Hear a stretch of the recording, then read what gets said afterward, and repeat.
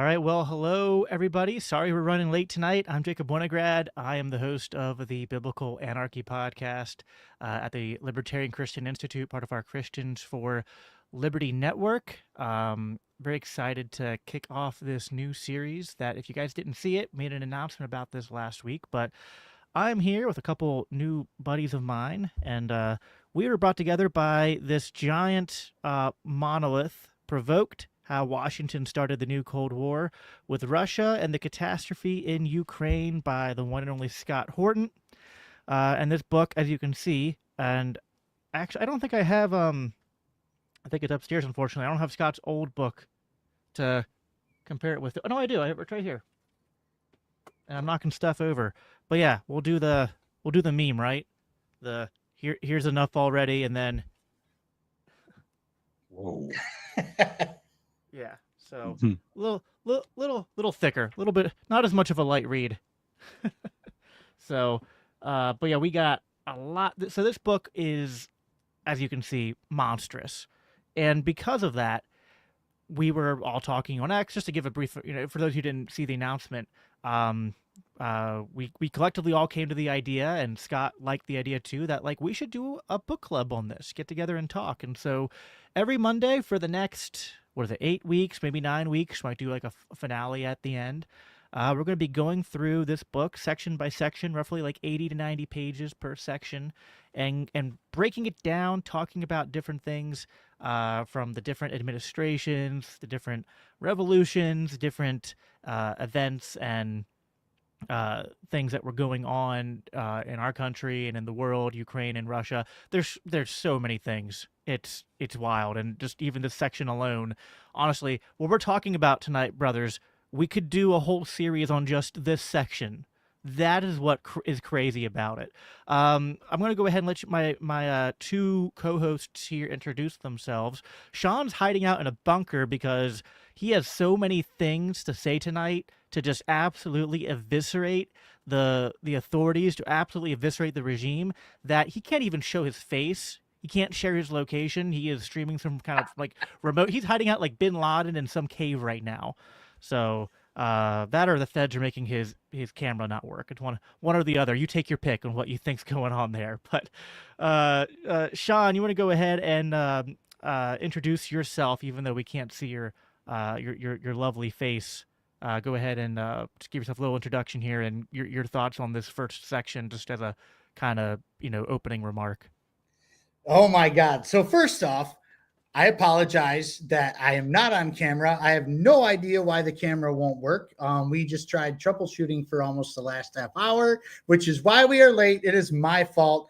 I'll eat this. It is totally on me. We can't figure it out. I have a brand new computer. I have the best internet money can buy. And here we are. You can't see me, but I hope you can hear me. And as far as the, can you guys hear me? Hello. Yes. Awesome. We can hear you loud and clear. At least we are in. Okay. Perfect. The feds can hide your face, but they cannot silence your voice, Shawn.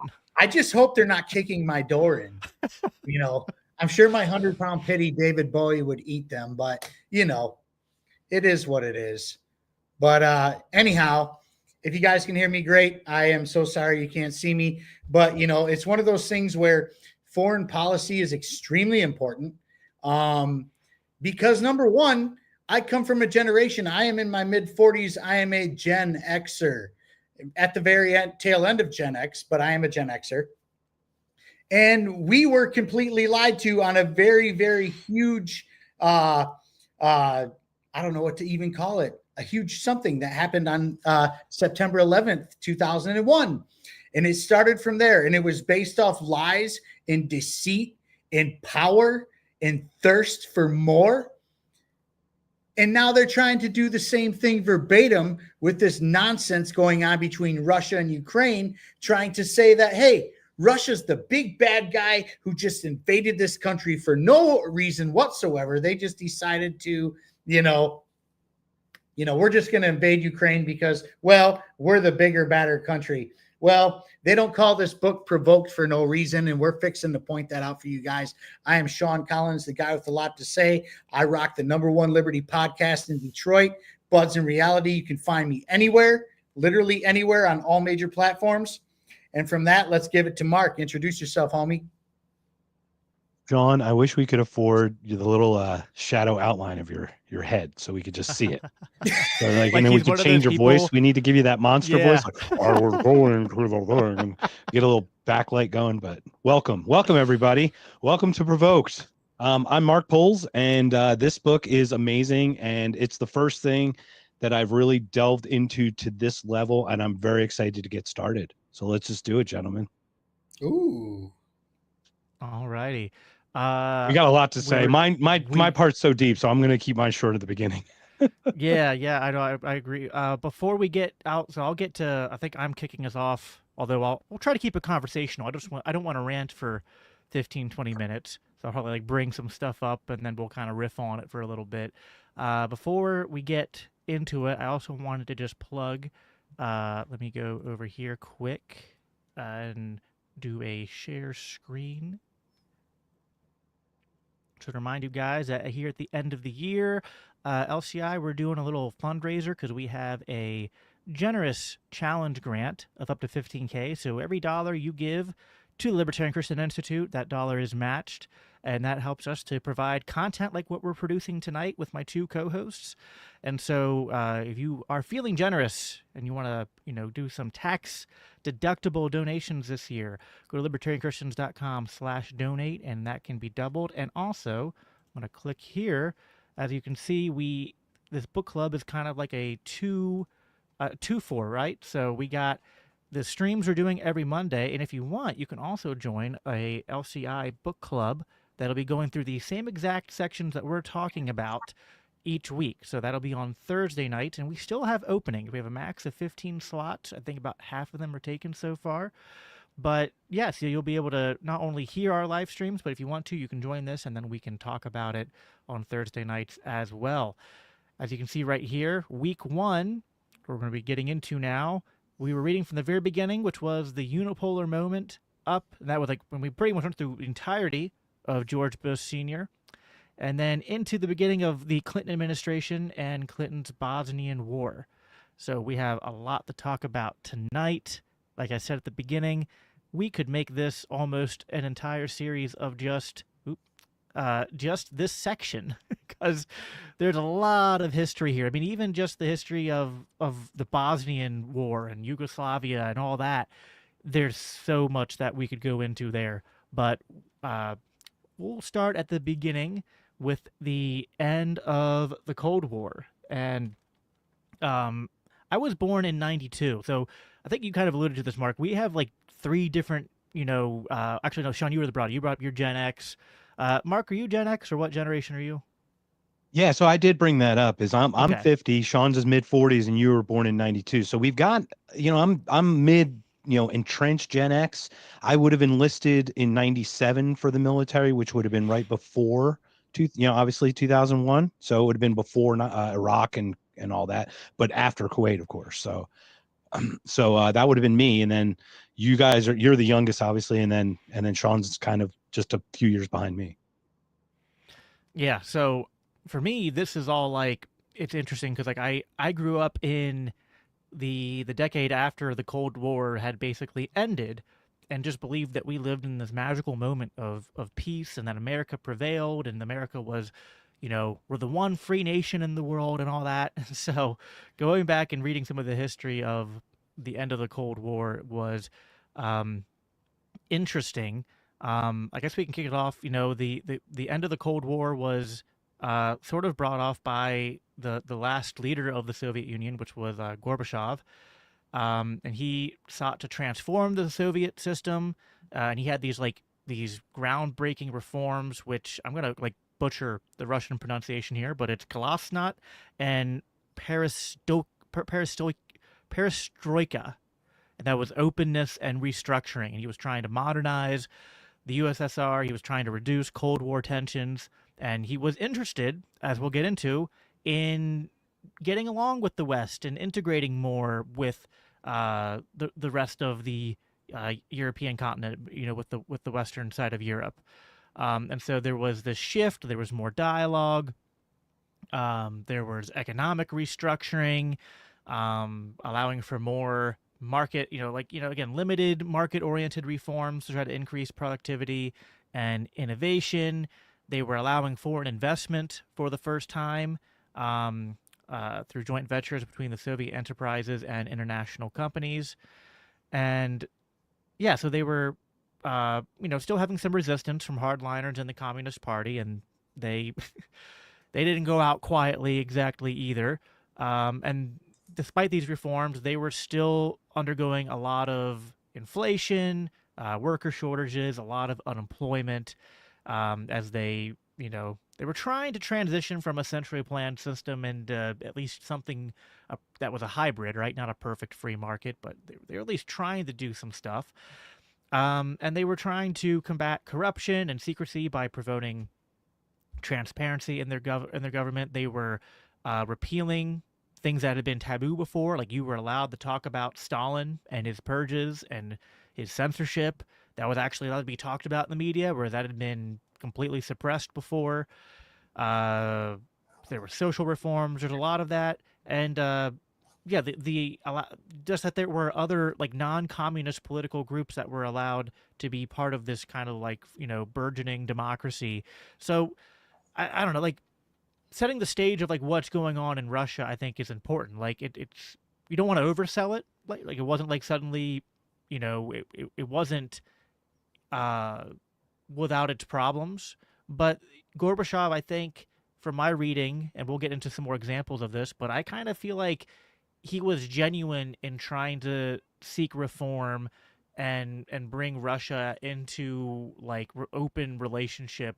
Like I think he saw what was going on in the West and was like, you know what? Like I would rather Russia be part of that than keep doing what we're doing. That's kind of the sense I get reading about what he was doing there and kind of like setting the stage here. What you guys have any things you want to comment on top of that? Go ahead, Shawn. Yeah. The fact that, Mikhail Gorbachev was actually a reformist. He wasn't a communist. He wasn't a socialist. He wasn't anything that was typically bad.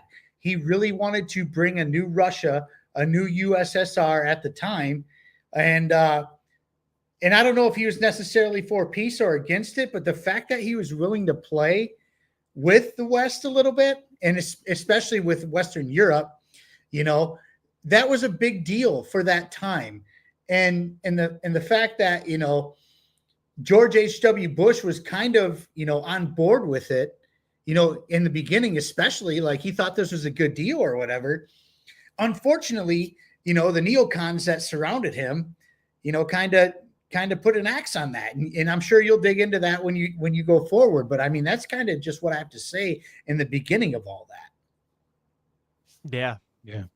Yeah. No, So if I may, so Shawn, you might remember, but there was, and you wouldn't remember, you weren't alive, Jacob, but there was a video of Gorbachev going through a supermarket. I think it was in Texas. There's a video of him and looking through the supermarket, and the supermarket is overflowing with food. Like the produce is, over the baskets and everything. And he like was moved. He was like brought to tears that America had such prosperity.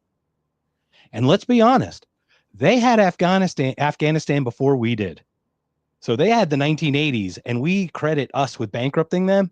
But look at how much that's costing us in the Middle East. And they might have had a pretty good hand in helping with that and that as well. So the collapse of the wall for me was very special because my mom escaped East Germany in 1953. So I have a very close tie with Germany, communism, how Germany and Russia hate each other. I mean, just the animosity and everything. So please continue with your story. But that I just remember those two things. Gorbachev like actually moved to tears at the prosperity of America. And I think that's when he realizes we need to stop doing what we're doing because it's not working. Right. Yeah. I mean, and there's like, as much as we as, anti-interventionist libertarian anarchists, we're typically going to think the worst of any government leader, right? And of any nation state. And we typically don't want America to have a role on the global stage. But, like there was a hypothetical opportunity here for the United States government leaders to actually capitalize on what Gorbachev was trying to do.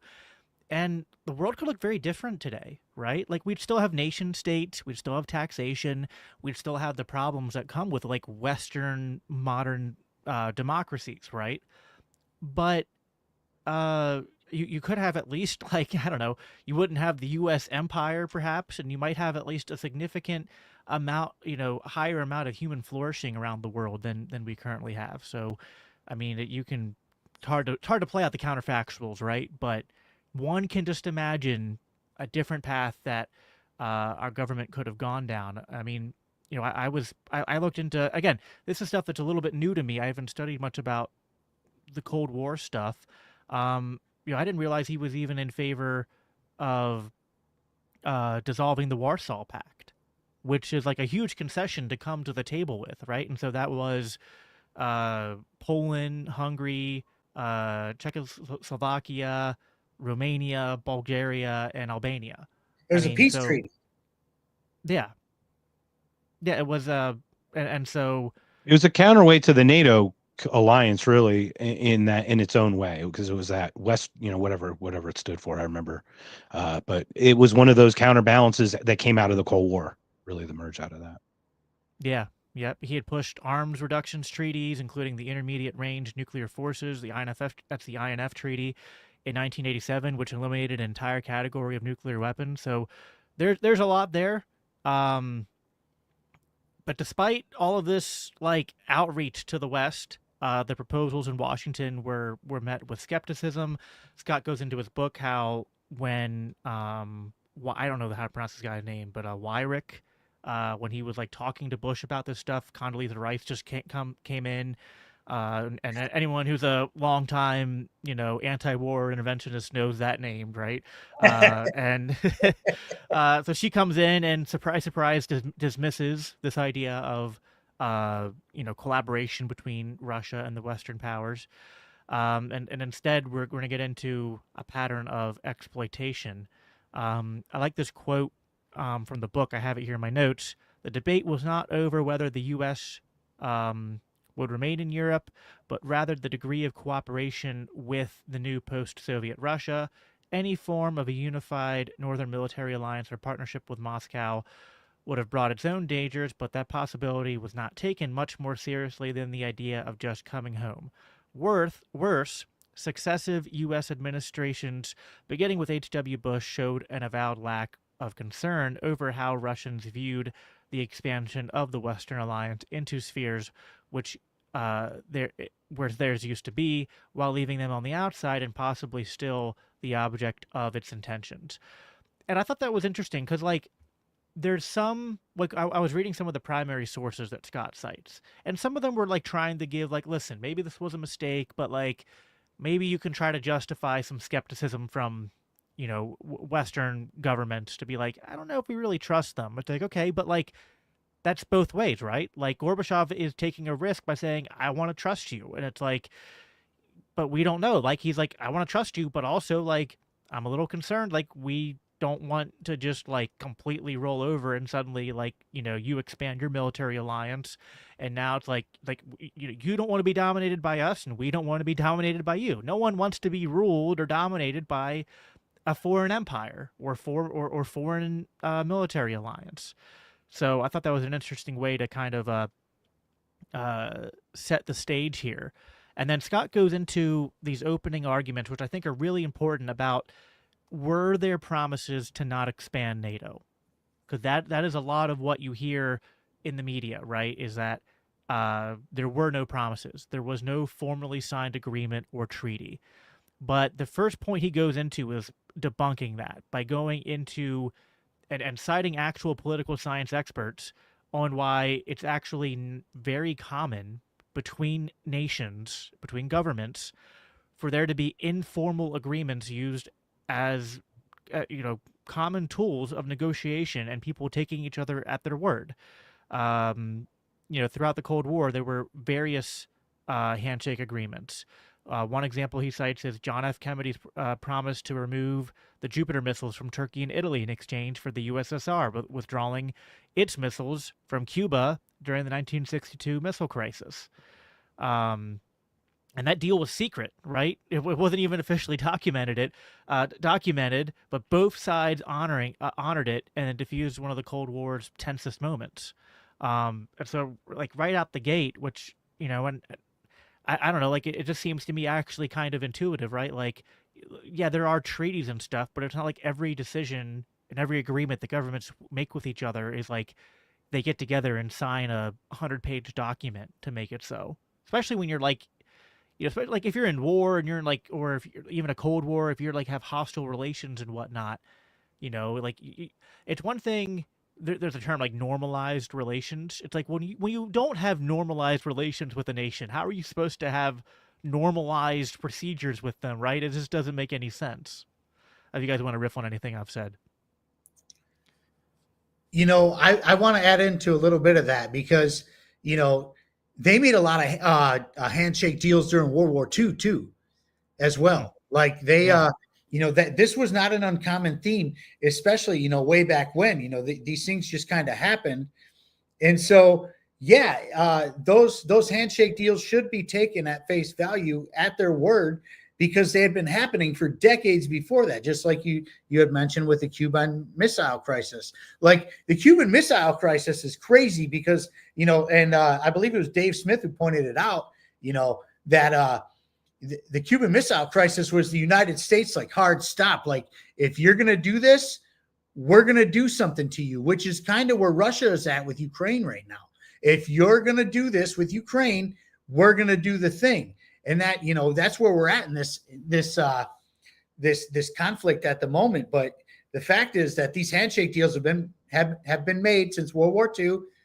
There's nothing new under the sun. And now all of a sudden, like the neocons and naysayers want to just kind of throw it under the bus and say, well, hey, it was never put on paper, or it was, this was a deal that was made between the West and not NATO, or vice versa.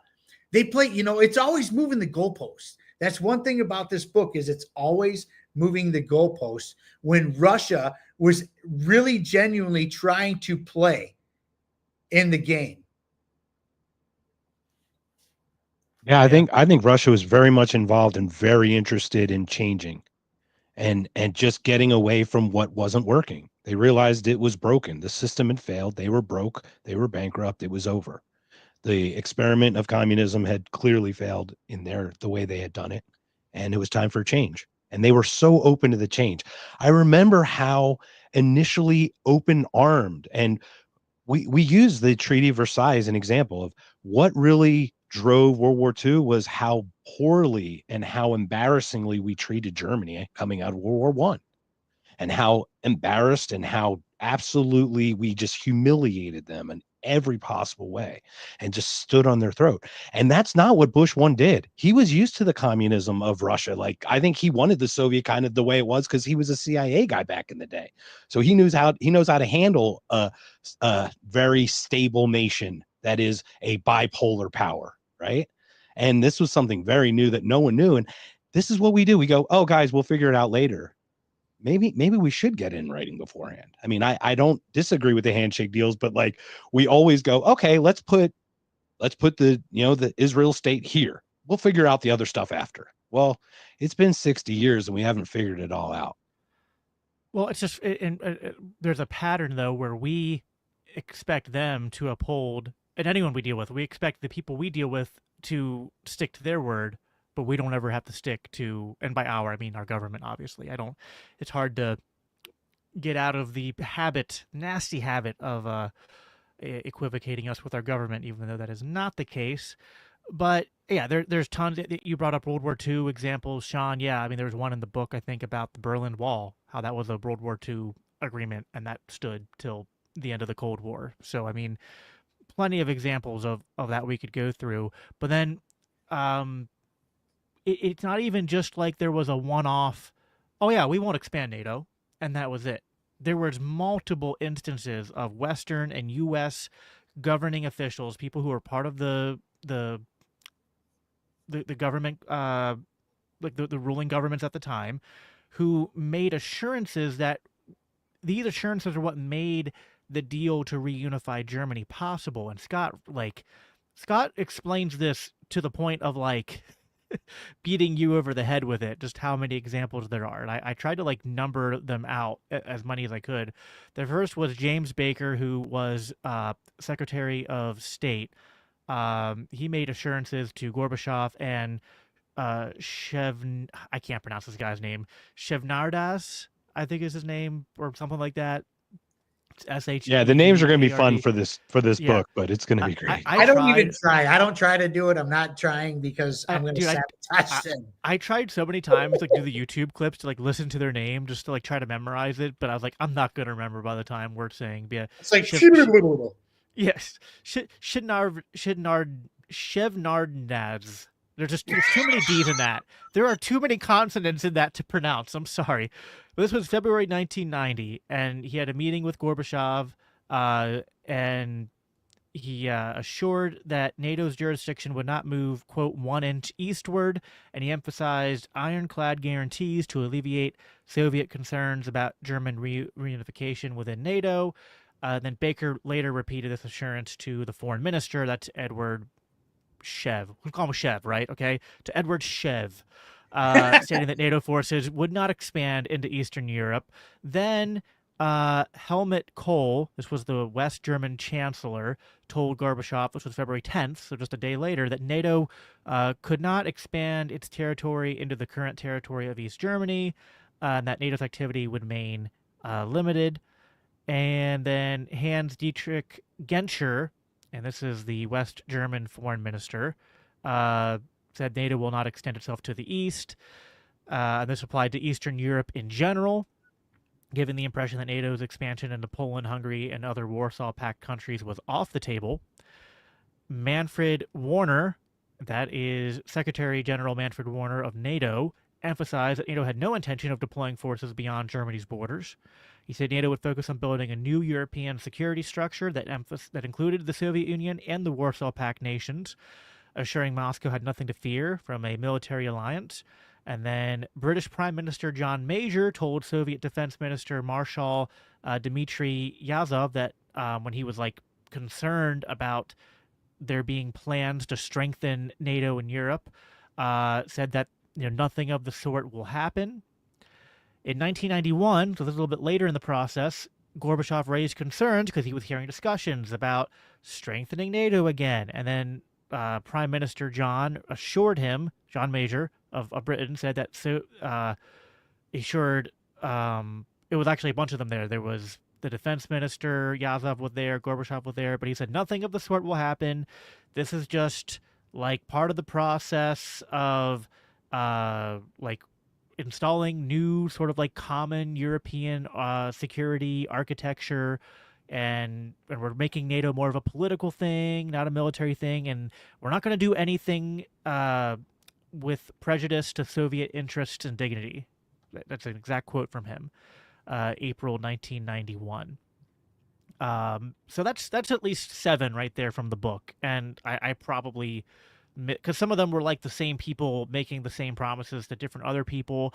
There's instances where like I didn't have time to do, but like there's like Baker made a lot of handwritten notes on the Secretary of State documentation he handed in, which we don't have access to see. We'd have to actually go into like the physical location to see those handwritten notes. But I forget the name of the woman who wrote the book, like Not 1 Inch. She documents in her book a lot of these instances. And so the whole point here was that Gorbachev was like, because, all right, we want Germany to reunify, but I'm kind of worried what's going to happen after that, because is NATO just going to expand its military right up to our border? And they kind of did this like bargaining thing. They were like, well, what would you rather have? Would you rather have Germany be part of NATO, or would you rather have Germany be independent and they could be nuclear? And they're like, well, we'd rather be Germany to be part of NATO then. But then we don't want NATO to expand into the eastern part of Germany. Which, by the way, I don't think Germany's nuclear. Just FYI, they only have nuclear because of NATO. I looked up the countries that are nuclear. I don't think Germany's on the list. Yeah. And I think they use that as a threat to get them to like back off. Just to clarify. Well, and so they did this bait and switch, which I'll get to in a minute. But like basically Gorbachev was like, fine, if you don't put NATO on the eastern side of Germany, we will allow Germany to reunify. And that was just a spoken word from Gorbachev. But the West, ironically, was like, oh, well, Gorbachev said that he's down with, because he said, quote, it's the German people's right to decide on reunification. So his word was binding. Like, oh, he already agreed. He said that German reunification can just be a thing now. So they went on with that. But Gorbachev only said that in the context of all the verbal reassurances he got from the other side. So it's like, so again, it's like when you actually read what happened, it's like, what is it? Do the verbal assurances matter or do they not matter? Seems like they kind of matter. It all depended on who you asked, though. It always depended on who you asked, which is insane to me because, when deals are made, they're deals. You make a handshake. That's what it is. You're a man of your word. I mean, Mark and I come from a time, and I would hope you do too, but a man of his word is a man of his word. And when you shake somebody's hand and you look them in the eyes, you meant it. That meant something. Believe it or not, a handshake and a look in the eye meant something at some point in this world. It truly did. And it happened many times within our governments. It happened many times within superpowers and making deals and businesses and stuff like that. And so the fact is that once again, they were moving the goalposts by saying like, hey, well, maybe the NATO made the deal, or maybe it was just the West who made the deal. It was always somebody else who made the deal in order for them to move the goalpost. Like for instance, when the Berlin Wall came down, it was supposed to be not another inch to the east, and in the beginning it was, okay, the Berlin Wall comes down. NATO is not going to come to the east, but well, we all know what happened. You know what I mean? I don't want to spoil your stuff or anything like that, but right away there was a bait and switch, because then like when Baker went back with this like, oh well, like yeah, German reunification, but NATO can't go to the east. They were like, well, how can it be one country and part of NATO, but NATO can't go to one side of the country? That doesn't make any sense. And so then they had to like already kind of like, all right, fine, well, we'll put them in there, but we're not gonna. It'll be like a partial NATO presence in the east, but like we'll have restrictions on what kind of things can be there. But like there was like a dual strategy going on, and I'm trying to find this quote. So I got this excerpt from Joshua Itzkowitz Schifrinson. This is the names here, man. So this is one of the Scott's footnotes. This is footnote 125. Deal or no deal, the end of the Cold War and the U.S. offer to limit NATO expansion. And I think this is the right quote, right? So I'm going to read through this very quickly and end on this section. But this is just a really good breakdown, I think. The false promise of accommodation, the United States effort to maximize its influence, the Bush administration's general strategy for what it thought the United States should do in response to the collapse of the Soviet power. It did not reflect a fully articulated plan of action, though. So yeah, they had a general strategy but not an articulated plan. So put simply, the U.S. policymakers intended that the results of German reunification would give the United States a free hand by consolidating a reunified Germany, the great prize of the Cold War Europe, within NATO, and blocking any deal that would foreclose American options in Europe's new strategic landscape. As Bush observed when meeting West German leadership at Camp David on February 24th through 25th, 1990, he said, quote, "The Soviets are not in a position to dictate Germany's relationship with NATO. What worries me is talk that Germany must not stay in NATO. To hell with that. We prevailed and they didn't. We can't let the Soviets clutch victory from the jaws of defeat." Contrary to what U.S. officials told their Soviet interlocutors, the Bush administration privately looked to use the collapse of the Soviet power in Central and Eastern Europe to enhance U.S. preeminence on the continent. even before meeting the West German leadership at Camp David in February, Baker was ebullient over the prospect of reunifying Germany within NATO, noting on the margins of his briefing paper that relative to the concessions of the United States and West Germany, that they would have to offer. He said, quote, "You haven't seen a leveraged buyout until you've seen this one," unquote. The key to this end, as the paper elaborated, was structuring the diplomatic process to create the appearance of U.S. attentiveness to Soviet interests, but actually avoiding a Soviet veto and giving Gorbachev a little real control over the terms of German reunification, but the objective was to ensure Soviet acquiescence to a reunified Germany within NATO and thus ensure and maintain U.S. involvement in Europe through the alliance.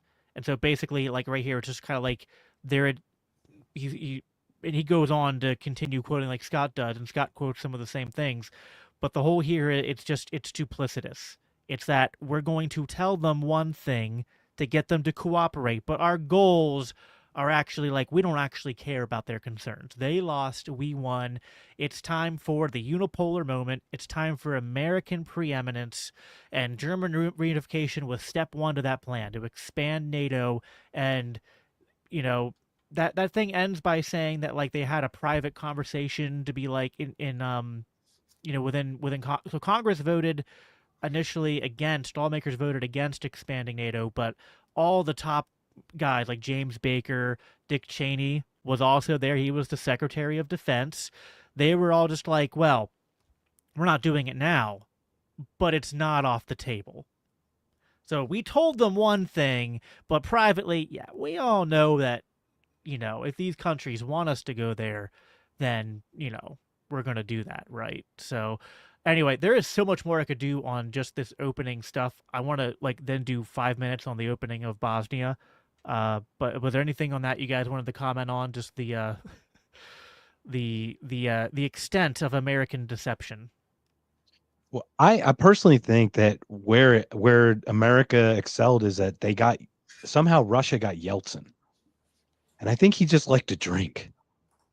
And I think it wasn't Gorbachev, and it wasn't after Gorbachev, but it was Yeltsin's time where they found this weird way that he was trying to hold on to popularity, but then he was a drunk and he just was all words and placation. So like America would tell him something and he'd run back to the Russians like it was like gospel to try to quell their fears or whatever. But I don't think he knew what he was getting himself into, to be honest. Oh, Boris. Oh, Boris. Oh, Boris. Well, Boris and Natasha, at least the squirrel, moose and squirrel. I actually have a story about Boris when I get to my section about what you just said. So, it all ties in, I swear. All right. Well, now I have 5 minutes to explain the entire Bosnian War. Good luck. So,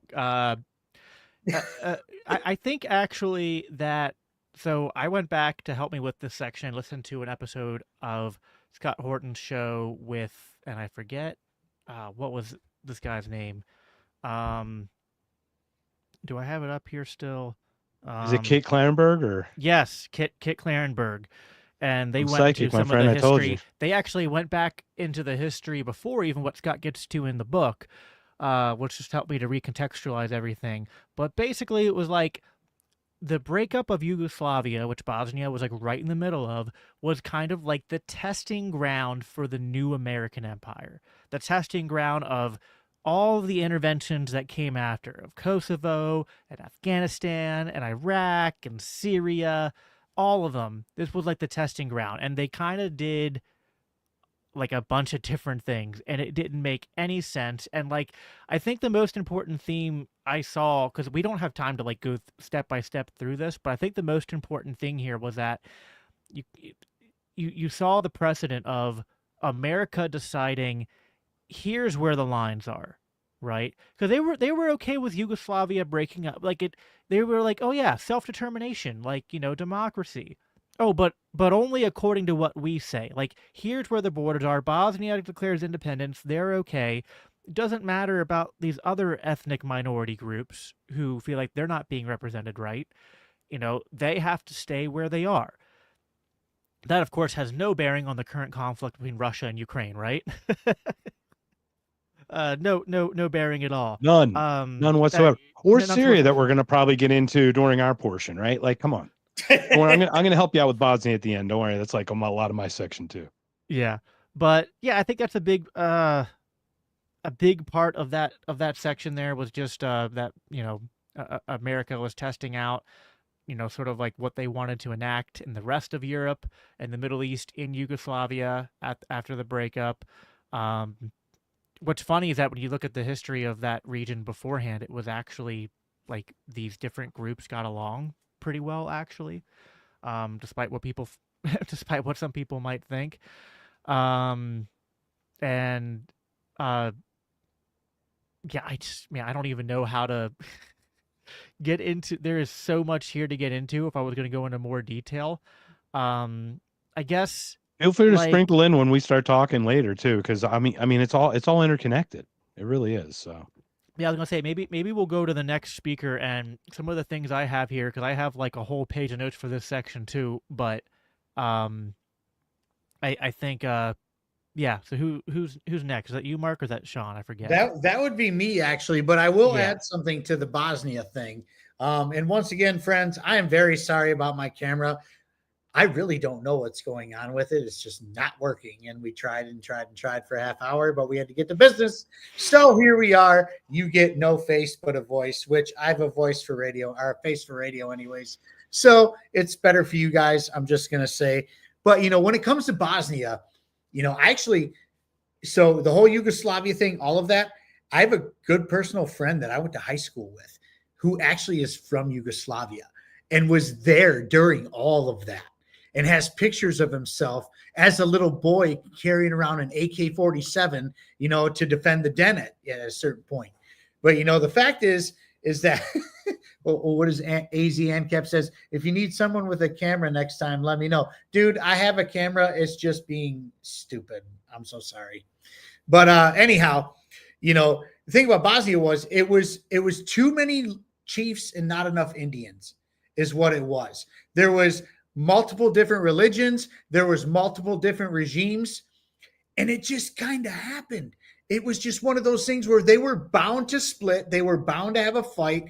And that was that. And the fact that NATO came in was one of the biggest no-nos they could have done, because that was a breach of the deal that they made with the Russians, but I digress. I don't want to delve too much into that, but that being said, exit H.W. Bush, you kind of covered a lot of H.W. Bush, and there wasn't much more from his section to my section to Bill Clinton. So I'm going to kind of skip over some of that because, and I'm going to mention real quick, one important point on the Bosnia War is that we sent Mujahideen fighters in there, which yes, and the CIA. Well, actually, it was before this. I guess it was the what did they call it? I can't remember the name of what the group was back then. It was because this was pre-CIA, I think. It was the Afghan. It was actually the Afghan Arabs, really, that came from the Afghan war in Russia that we flew up. But yeah, it's just like we were. I'll get to it. I know. Yeah, you'll get to it. You'll get to it all. We're good. Go ahead, Shawn. But I'm going to start my section with some reading just to give you a little bit of education. I'm going to start with this. The PFP, the Partnership for Peace. This is important. The Partnership for Peace is a North Atlantic Treaty Organization, NATO, program aimed at creating trust and cooperation between member states of NATO and other states, mostly in Europe, including post-Soviet states.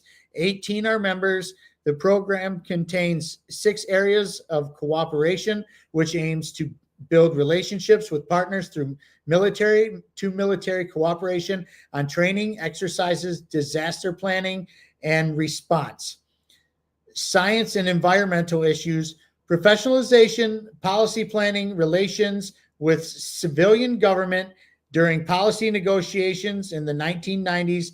A primary controversy regarding the PFP was its ability to be interpreted as a program that is a stepping stone into joining NATO with full Article 5 guarantees. Now, let me break this down for you and make it very easy for you in layman's terms. That is purgatory to get into NATO. That's the best way I can explain it. It is a place where your country can get into this PFP, and if you're a good little boy and you do what you're told, then you can probably join NATO, just maybe, but there's no guarantees either.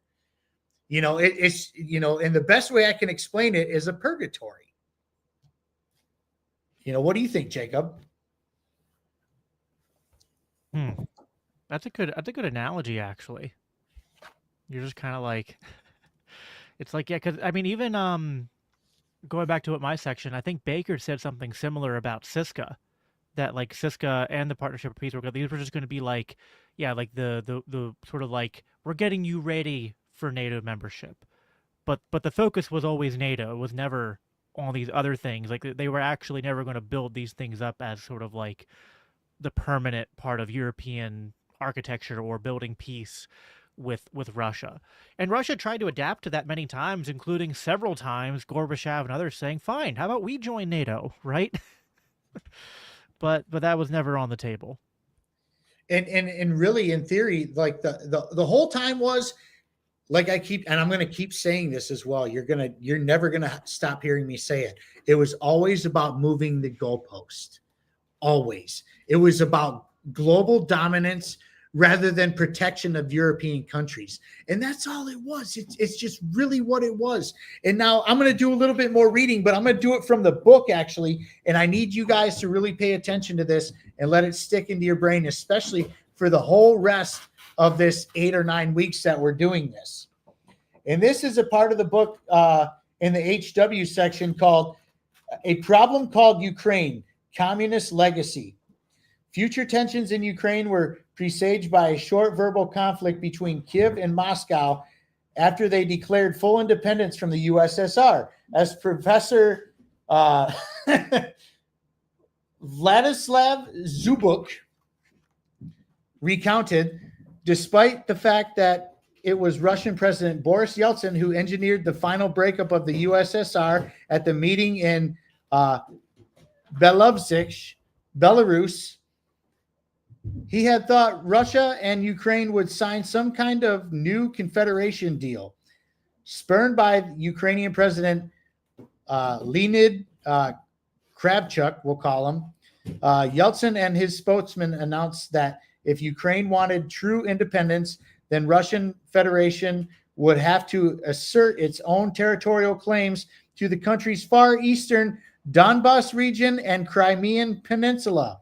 After a Ukrainian journalist called this a continuation of communist imperialism, the press secretary declared, "You do not want to live with Russia in a union?" ? This is a communist legacy for you? ?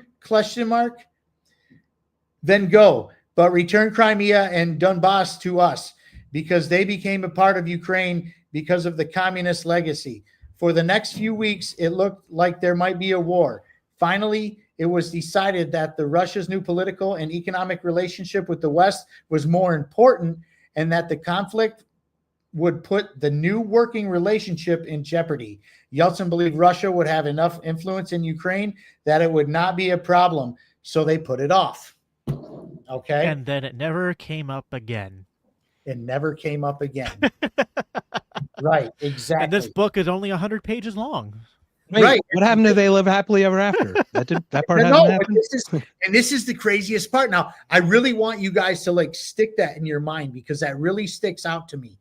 That part of the book in general is like, whoa, okay? Now, in comes Bill Clinton. Bill Clinton could have been like the guy who really made a deal and like made it work and stuff like that. But instead, he kind of dismissed all of it and played the game and dangled the carrot in front of Russia, saying, "Hey, you can be a part of this, but first you have to be a part of this," which was the PFP that I spoke of. Craziness. But I digress. What I love about it is a PFP. This is what's beauty of the PFP. It keeps you at arm's length. Yeah, you're kind of NATO, but you don't get a vote. you don't get a veto. That really is what they didn't want Russia to have. Is because Or Russia military would have probably vetoed 90% of those things, right? It's like when when you ask the girl out at school, be like, "Hey, you go on a date?" She'd be like, "Yeah, I'll go out with you, but I'm busy this Friday, and I'll call you back, right?" Like, it doesn't give you your number, and you're sitting there just like, "Oh yeah, she's totally into me." It's like falling in love with a stripper. You know what I'm saying? What do you know? Surprise, surprise. Now to go back to I like how America's the stripper in this analogy. America is the stripper. I'll tell you what. Don't get me going.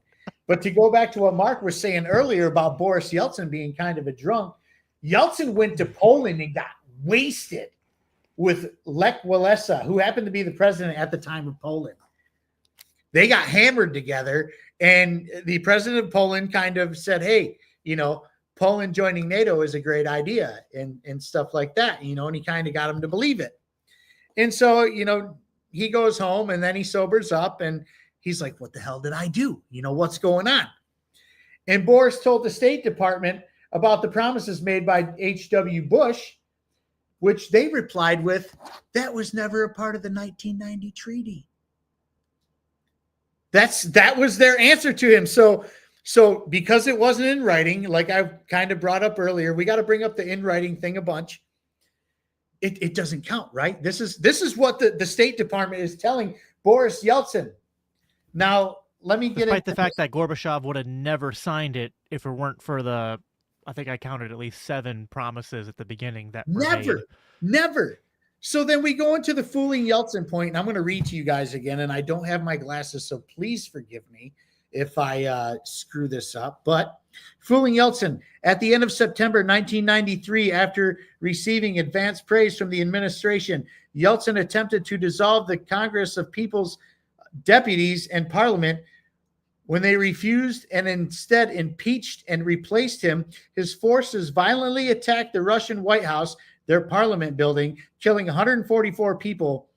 He then abolished the body and forced through a new constitution which centralized more power in his presidency. Clinton made it clear his administration endorsed Yeltsin's attack, telling him, history is on your side. In a speech at the Russian Academy for the National Economy, Secretary Christopher declared that Russia is being reborn as a democracy and called the democratically elected parliament the last gasp of the old order in Russia. Christopher explained that the United States does not easily support the suspension of parliaments, but these are extraordinary times. The steps taken by President Yeltsin were in response to exceptional circumstances. Just insert Palpatine with that quote, I love democracy. So nothing to see here. Everything's fine, right? Everything's fine. Hey, it's like Americans want to destabilize everything. They're just like, let it all burn. As long as we're not burning, as long as everybody else is burning, we're good. So then Russia joins the PFP because they think it's going to be this wonderful thing and it's going to be their gateway to NATO. And what the hell does Bill Clinton do from there on out? He gets up in front of a bunch of people and says, hey, we will be expanding NATO. Wow, isn't that something? Wow. But hey, everything's fine, right? I mean, the Russians, they've only been trying to play ball this whole time and continuously get bent over. They don't even spit on it before the United States and or NATO do what they're going to do to them. But hey, whatever, I guess. So then a Pentagon for peace. Let's go to that section. Wesley Clark, Joint Staff General, really wanted to get Russia into the PFP and get that lifted off. But guess what happened?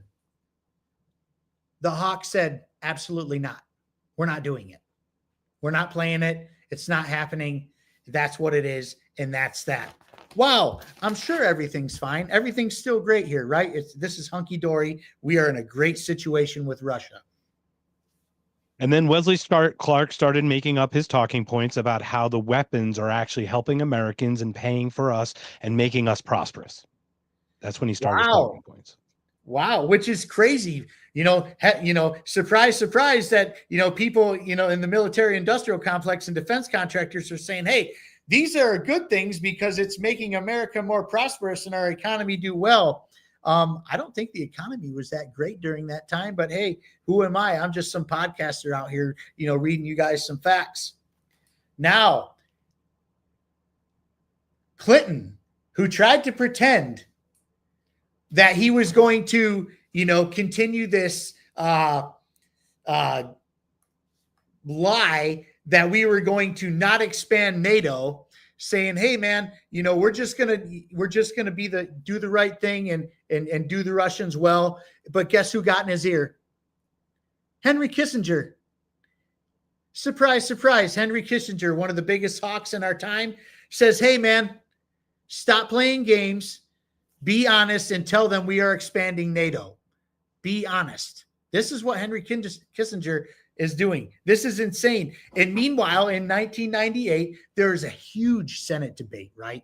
A huge Senate debate by Daniel, oh my God, I'm going to sabotage his name. Moynihan. We're going to call him Daniel Moynihan, stating that if we continue to poke the bear with Russia and try to expand NATO, especially if they let Poland, Hungary, and the Czech Republic in there, this is going to be a disaster. You're going to enrage them, and we are going to have a big problem. Now, this is the funny part. This is where it gets real juicy, okay? The rebuttal is, oh, wait. Oh, my God, I have chicken scratch here, and it's hard to read. Oh, guess who was not having it, though? Accusing Moynihan of being a Stalin supporter. Guess who? Just take a wild guess who? Joe Biden. Joe Biden, who absolutely loves NATO. They even kind of break it down in the book for you. Joe Biden said, absolutely not. You're a Stalin sympathizer. You're a Stalin supporter. And if you're going to go about this way, you're a real bad guy. This was a debate that happened on the Senate floor. Now, let me read this to you, and then I'm going to pass it along in a minute, but let me get the right page going. Dividing Lines, page 51 of the book. President Clinton had said they would build and secure a new Europe, peaceful, democratic, and undivided at last. But he wasn't uniting Europe. He was redividing it. Ambassador Matlock warned that if they were to exclude Russia from the expanded alliance, it would be necessarily be against them.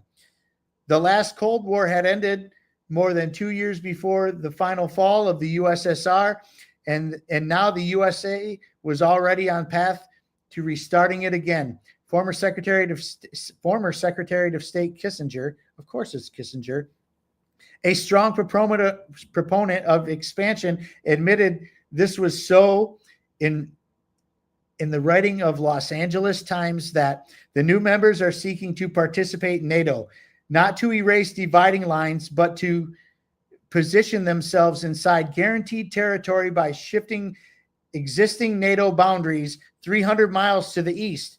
What have they been telling people this entire time? What they were not going to do. Go to the east. But hey, 300 miles is no big deal, right? Anyways, I digress, and now I got to find my spot in the book. His Democratic counterpart, Brzezinski, also acknowledged that the delusion of shared global status with America made it difficult for the Moscow political elite to abandon the idea of a privileged geopolitical position for Russia, not only in the area of the former Soviet Union itself, but even in regard to the former Central European satellite.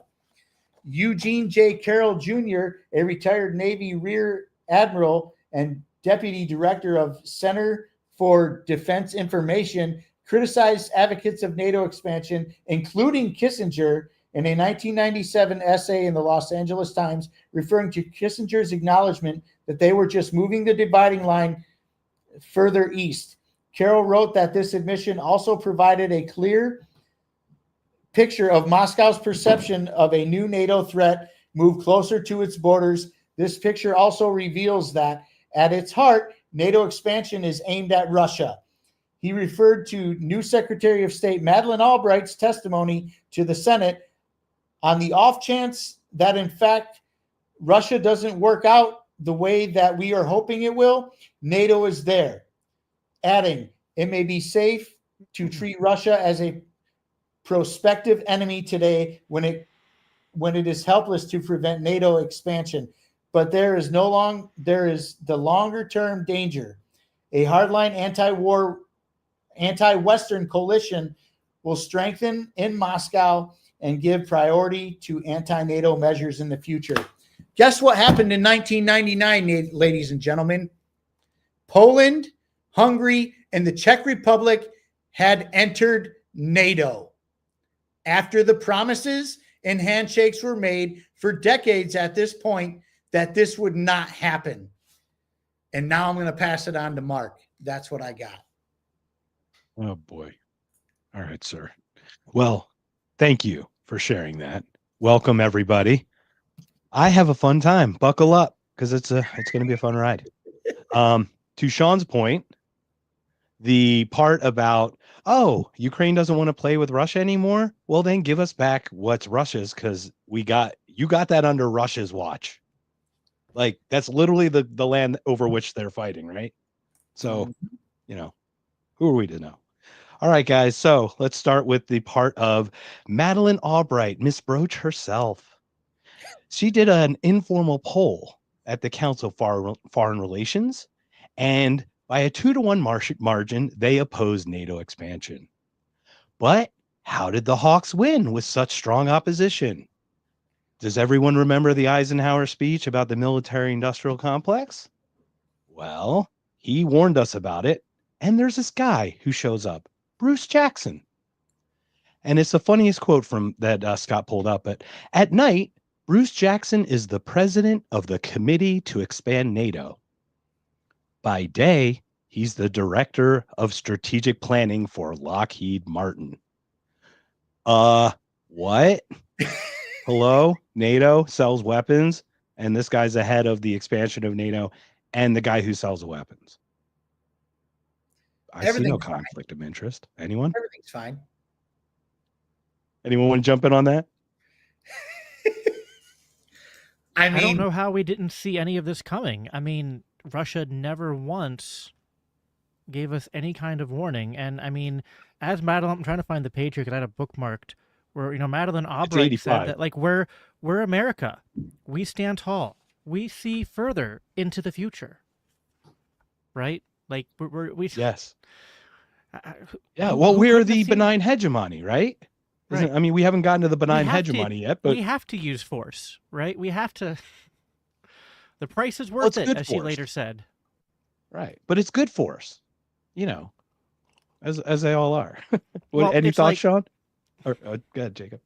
Well, I was just gonna say, like, it's just the hypocrisy of, like, we have to expand NATO because we need American influence over Europe, and then, oh, Russia doesn't have any fear. Why would they be upset with that? It's like, well, hold on. So you're saying if we weren't part of Europe, we weren't a controlling force, and Russia started doing the same thing, like, you would just be like, well, whatever. It doesn't matter that Russia's expanding their military alliance all the way across Europe, right? Or what if they went overseas? And, like, what if Russia was expanding a military alliance Central America up into Mexico? It'd just be like, oh, that's cool. We don't care. Totally. Right? Any thoughts, Shawn? I mean, it's always the United States government that's double dipping. It's always somebody who's in power who is double dipping. So the fact that Lockheed Martin had this locked down in the first place is not a surprise. There's nothing new under the sun. Okay. And so, after Russia played ball and said, hey, we're going to do this. We're going to do this. All they really wanted, Russia wanted to join the NATO alliance. All they wanted to do was skip the line because they have 6,000 nukes. Okay. That's literally all it was. The fact that they got treated like they were the communist regime of the past when they had at this point, they had two reformist presidents running the show that were willing to, like, get involved and be a part of this alliance, for them to get shot down like that, man, I would be mad too. I would be furious. I would be furious because I shot my shot and you guys played me like a fiddle. Yeah. Yeah. So, all right. So continuing that, what's interesting about this guy, the guy who happens to run Lockheed Martin, who sells the most weapons, he runs this expansion for NATO, and he also heads the Committee for the Liberation of Iraq that pushed for Iraq War II in 2003. What a coincidence. So 94, Clinton's considering Poland for NATO induction prior to his re-election campaign. I'm sorry, it's 96 is what it is, I believe. He was worried about Eastern European votes from Pennsylvania, Michigan, Illinois. He ended up winning that election, but he started talking about that NATO expansion that Shawn mentioned happened in 1999. So here comes, in hindsight, Gorbachev, Yeltsin, they felt deceived about NATO's expansion during the fall of the Berlin Wall. We've all covered that pretty heavily there. Former Prime Minister Yevgeny Primakov stated in 1996 that any attempt to bring Ukraine into the NATO alliance would cross a Russian red line. Now, everyone unprovoked, right? We talk about provoked, and I'd love to get you guys' thoughts on it, but provoke. How many times has the corporate media, the mass media stated it is an unprovoked attack by Russia? Here's in the book, any expansion during or any attempt to bring Ukraine is a Russian red line. This is back in 96. Who was that again? Primakov, Yevgeny Primakov. I didn't know that he was a Russian agent. Sounds like there was a lot of Russian. Puppet. Sounds like there was a lot of Russian agents in our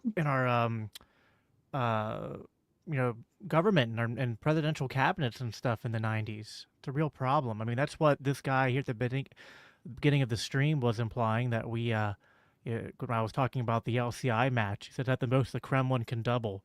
It's like, oh please. It's like, yeah, it's always Russian talking points, right? It's always right. It's like, doesn't matter that this is like, all the different American politicians, all the different American,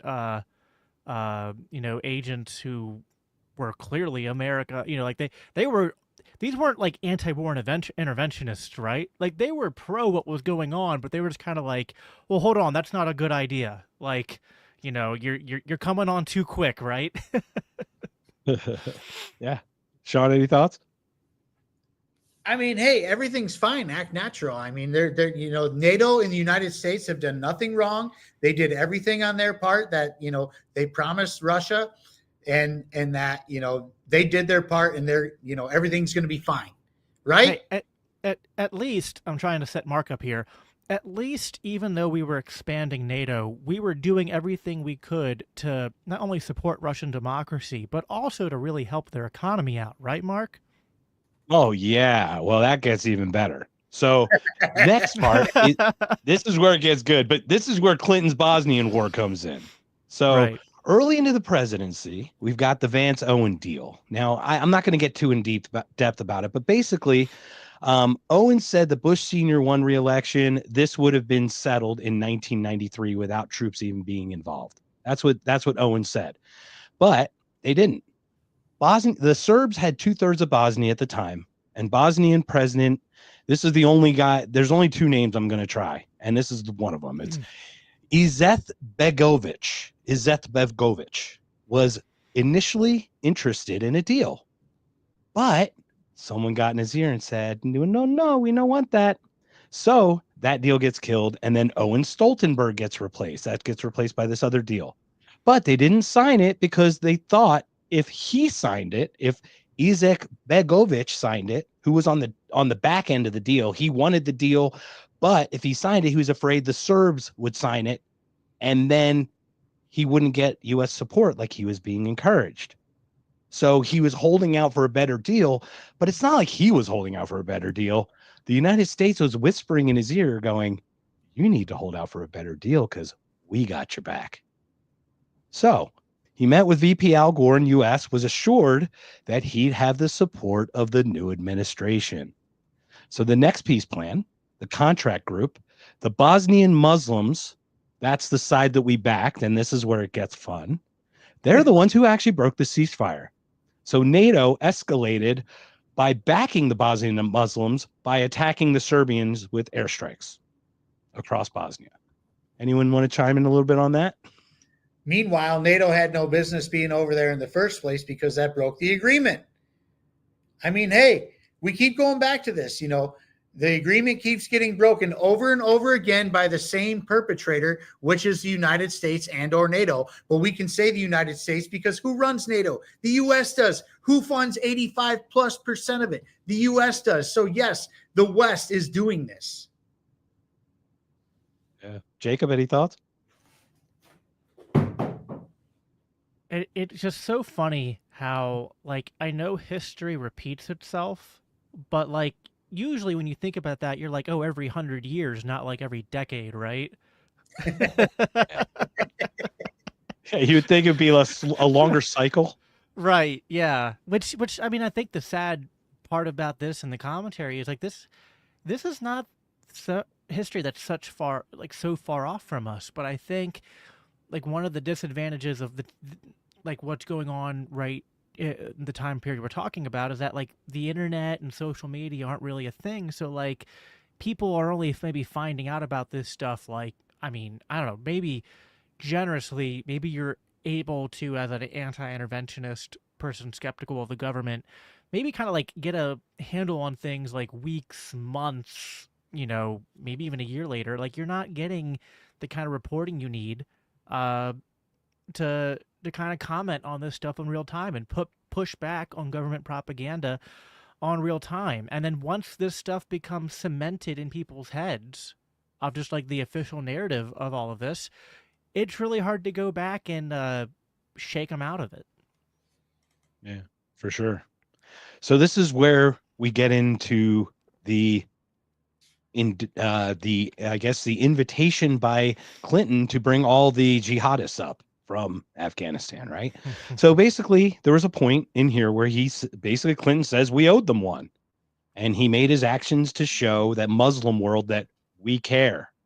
So what do we do? As early as 1992, Osama bin Laden's men from Afghanistan Soviet War in the 80s traveled to Bosnia to fight. An estimated 5,000 of them joined the Bosnian military to fight the second wave of their jihad. There's a journalist named Brendan O'Neill said the Western intervention in Bosnia had then globalized the bin Ladenite terrorist movement. Now, so this is between 92 and 96. So when was 9/11? Oh yeah, that was like 5 years after. So we, America, took bin Laden's men and elevated them to the world and actually spread them out by flying them up to Bosnia and supporting them against the Serbs for some reason. That's how the Mujahideen came to be. So this is the birthplace of Al-Qaeda. So America, welcome. You guys made Al-Qaeda. Congratulations. So let's just do a little bit of this now because we might as well get into it now. What's going on in Syria, guys? Did something happen like this week? You guys recall? Yeah, the CIA and the Mossad overthrew the Syrian government, and now Assad's hanging out with Putin in Russia right now, allegedly. Yeah, it's really weird. It's like the guy we have a $10 million bounty on is the guy that just took over for Syria.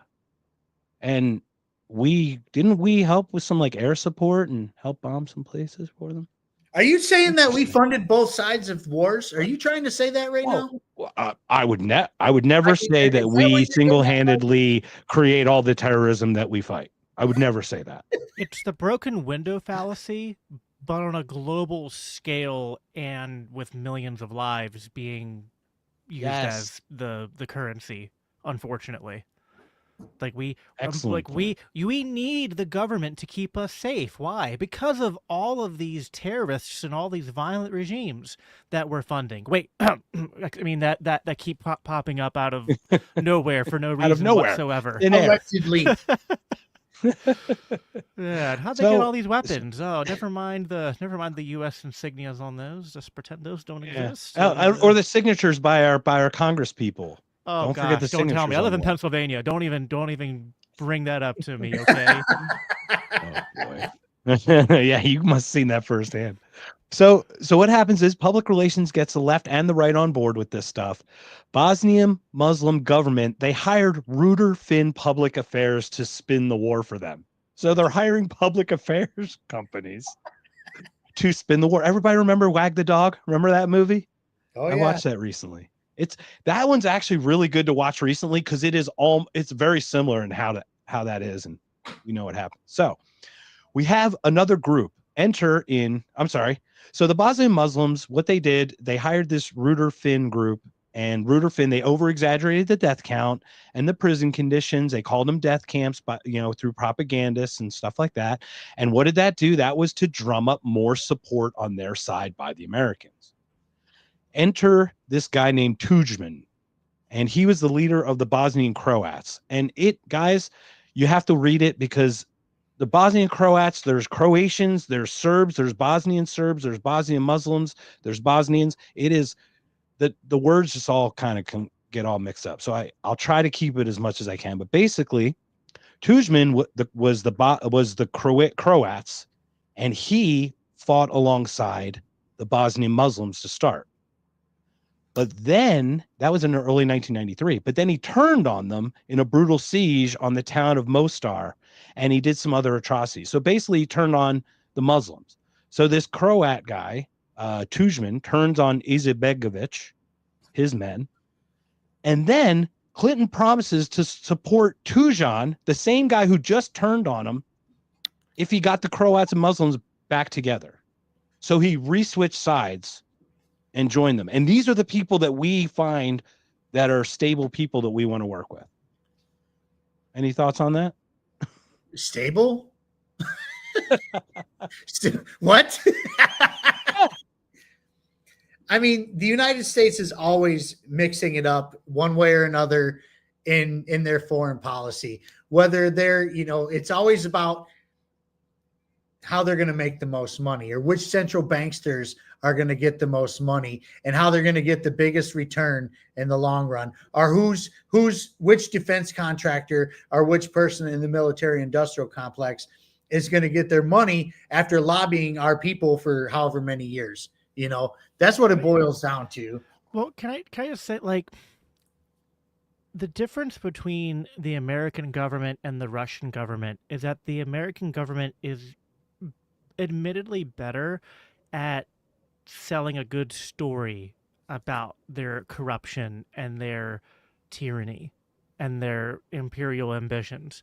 Because Putin's not an angel. It's just that Putin is much closer to John McCain than he is to Adolf Hitler, is just the sad truth of it all. And I mean, it may be even a little bit worse. Like that's even, you could make a fair argument that he's John McCain but worse. But the point is, he's closer to John McCain than he is to Adolf Hitler. And the corruption, it's like, and we didn't get here yet, but like everything that Clinton did, and I guess Bush Sr. playing a role in this too, but everything that they did to Yeltsin basically ensured Putin's rise in the first place, is what I think is really interesting about this.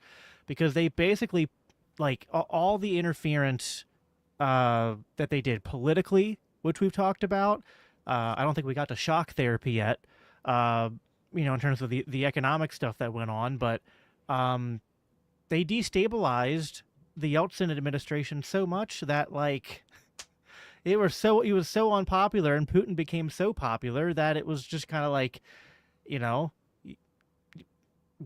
mean, you can kind of feel for Yeltsin in this story a little bit when you read it, can't you? Kind of like, that dude got screwed hard. Yeah, I mean, I will say Yeltsin seemed to not know what he was getting himself into. I feel like he wasn't politically savvy enough, and I think the United States really used that to their advantage. You're correct. So. I think that was a perfect analogy, because he really just wanted to do well. He just wanted to bring his country into some sort of peace and semblance and prosperity. He wanted to bring some money. Like you said, when he came here to the States, it brought tears to his eyes to see the grocery stores. He wanted that. Like, he wanted that in his country. And instead, he did the best he could to try to play ball, and he just got shit on time and time again by the United States and or NATO, both. It's so wild. And people wonder why Russia's mad now. We've barely gotten into this book, and I bet you a lot of people who are listening right now, their blood is boiling. Well, because the media has told them the whole time that the big bad Russia just came in and attacked Ukraine for no apparent reason other than they wanted Kyiv. I mean, you guys talked about how already under Clinton, NATO expanded to Hungary and to Poland and to Czechoslovakia, like 3 countries that were explicitly named by multiple Western leaders, including the West German Chancellor Kohl, and then also Genscher from Germany, and then Warner from NATO, like all these leaders saying that, like naming those countries by name, saying like no, we're not going to go after them, and then all the other ones saying we're not going to go 1 inch. Like, it's one thing to like have an agreement, right, and then like 10 years into it be like, okay, maybe like facts on the ground have changed and maybe we're going to adapt the agreement a little bit while we're talking to you, while we're working with you. But this was kind of like it's an abusive relationship, right? It's like pushing your partner down the steps and then saying like, oh, you made me do it. Oh, and now I'm going to invite this other girl into the house. Yeah. Sounds about right. So this is the thing. Basically, what we want to do is there was an opportunity to stop this thing at the beginning. Does everyone remember Boris Johnson? Same thing in Ukraine. There was an opportunity to stop this thing in the beginning. It probably would have been the best deal you could have had at the beginning, right? Seems much easier than the one that we're going to get after all these people die. So I would just want to point out that our dragging of heels, this is what I hate, is war is not prosperous. It creates death, destruction, costs. It poisons the earth with all like just the explosions and all the gunpowder and minerals and all the metals and stuff. So Srebrenica comes on page 74. The Serbs attack the town, Muslims evacuate, and they're slaughtered as they retreat. So basically, Izetbegovic pulls most of his Muslim troops out ahead, leaving all the civilians behind, knowing that they're going to get slaughtered. So while the UN goes to evacuate the women and children, the remaining men and boys who still had guns on them, because to your point, your friend who grew up in Yugoslavia was carrying an AK-47 when 9 years old. Something like right? that, yeah. They're a combatant. So they just slaughtered these children and they just mowed everybody down. So then the U.S. backed these operations Flash Storm and Mistral, carried out by Tudjman's Croat forces against Bosnian and Croatian Serbs. Then the Bosnian Muslims do false flag operations, and they kill their own people at marketplaces and all these other places.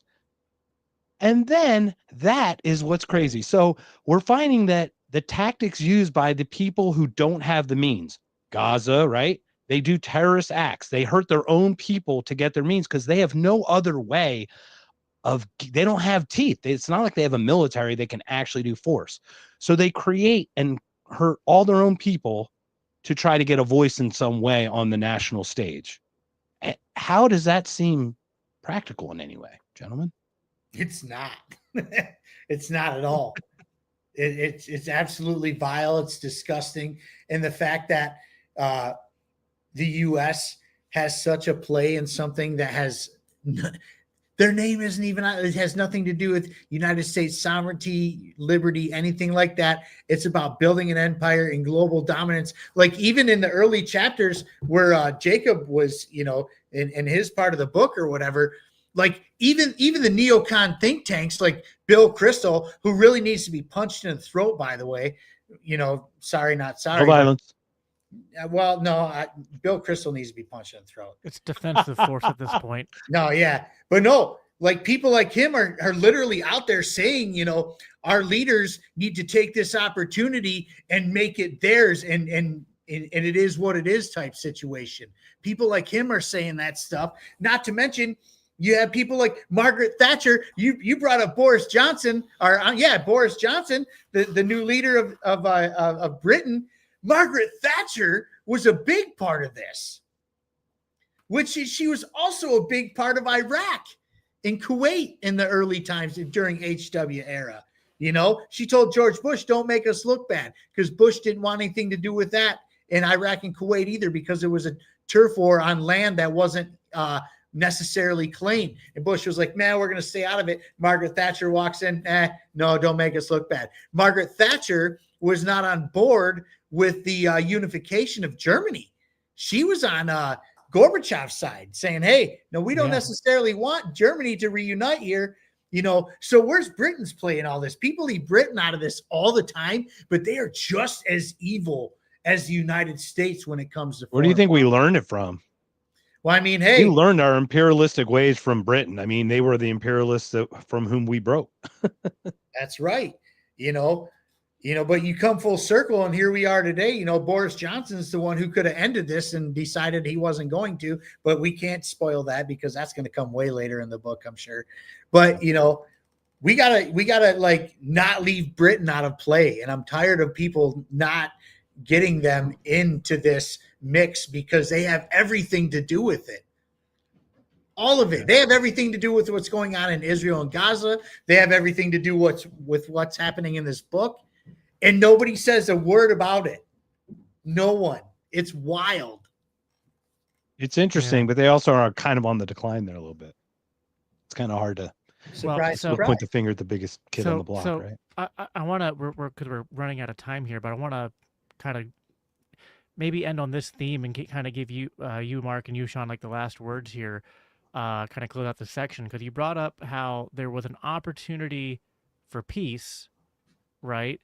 But the I forget the name of the person in the Clinton administration who told, I can't pronounce the dude's name. It was Gore. It was actually Gore that told him. He assured him that he had the new administration's back. Yeah. And we had you know, that's exactly what's going on in Ukraine right now with Russia, is that there was opportunities for peace, and our government, Biden, told him, like, no, don't take the deal. We got your back. And then, and if I may, on that point, very quickly, on that point, really quickly, Jacob, I just want to finish this part because it leads right in. So all these false flag attacks led to this thing called, what was it called? Operation Deliberate Force. So it was U.S. airstrikes from August 30th to September 14th. It was like 3 weeks against Serbs. So they basically bombed the heck out of them and then invited them to the negotiating table. So this is the funny thing. This guy, Derek Chollet. So what they said, his quote is, the United States had to restore the credibility of NATO's air power. And this is what we're talking about right here. So go ahead, please. Yeah, well, I mean, it's just, we could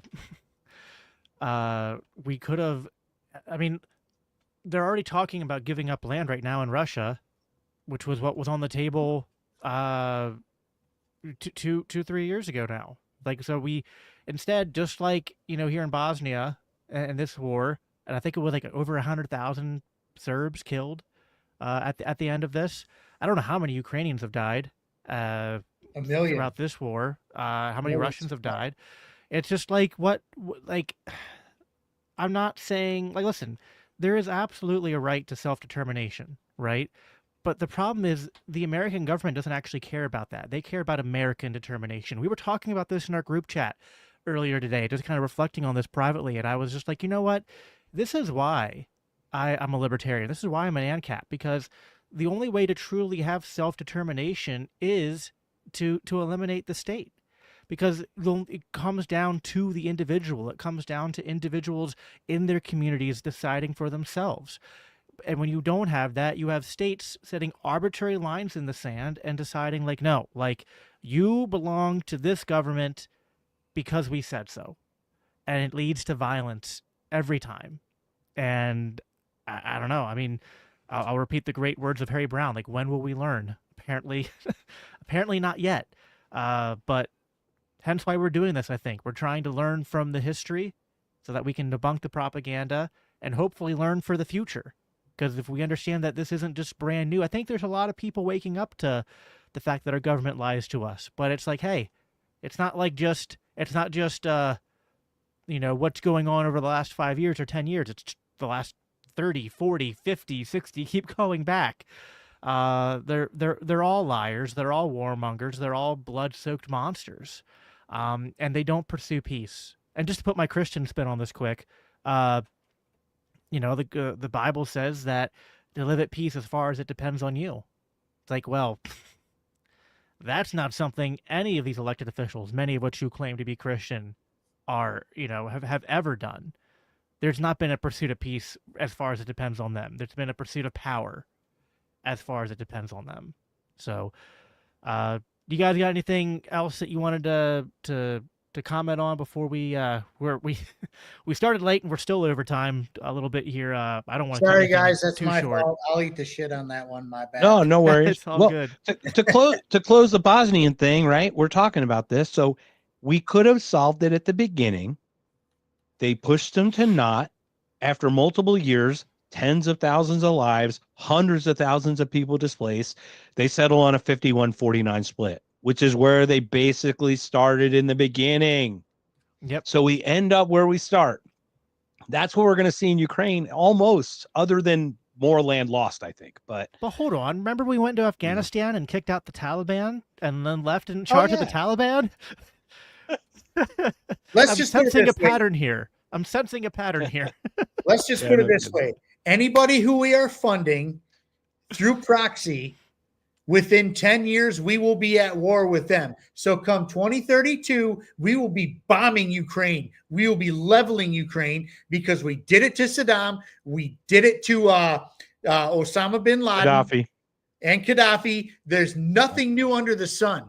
There is nothing new under the sun. There's my Bible. I remember Manuel Noriega getting taken by Bush back in the day. I remember all these other things. Funds for war through proxy and gives them weapons, they will be leveling within 10 years. History repeats itself, and we all know that one thing we learned from history is that we don't learn from history.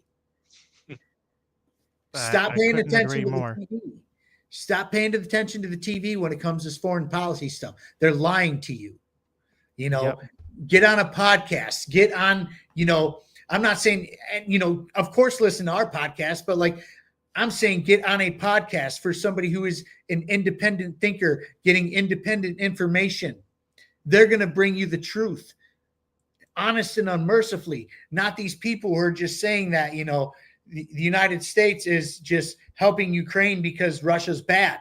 The United States is helping Ukraine because we overthrew their government in 2014. The United States is helping Ukraine because they have foreign interests. They made deals. Hunter Biden made deals with them. Joe Biden has deals with them. They were opening biolabs in there. Why do you think Russia's mad? Ukraine was the hard stop. That was the big no. And here we are today. It wasn't, it was, they kept saying, don't come no more east, don't come no more east. They kept coming. They got closer. Then it got into Ukraine. That was their hard stop. What do you think the United States would do if, well, like I said, with the Kennedy thing, the Cuban Missile Crisis, that was the hard stop. Absolutely agreed. We have a Monroe Doctrine, so can they.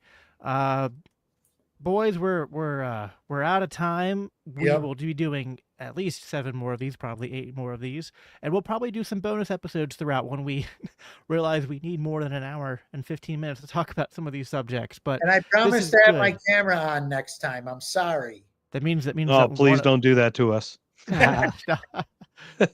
Everyone, yes, go listen to podcasts. Also, go get yourself a copy of Provoked. Yes. Washington started the new Cold War with Russia and the catastrophe in Ukraine. Wherever you're watching right now, make sure you are subscribed not only to my channel, but go check out Buds in Reality, which is Shawn's, and Knocked Conscious Podcast, which is Mark's channel. Check out the Libertarian Christian Institute. Give this video a thumbs up wherever you're watching it. Share it around so more people can see and more people hear about the stuff we've talked about tonight. And with that, we'll be back again next week at this time with our first guest, Kyle Anzalone of the Libertarian Institute. It's going to be a great conversation. We will talk to you guys then. Take care. Take care. Peace.